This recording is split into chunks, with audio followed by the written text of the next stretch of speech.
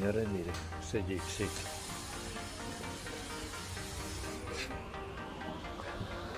Estrelló todo el frente, se le cambiaron las piezas, se cuadró el frente.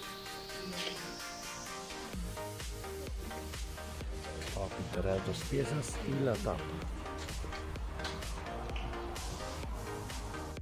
Bueno, señores, mire, ya está afuera. Lo sacamos desde ayer. Y lo tengo listo. Vale, su pulimiento. Observen.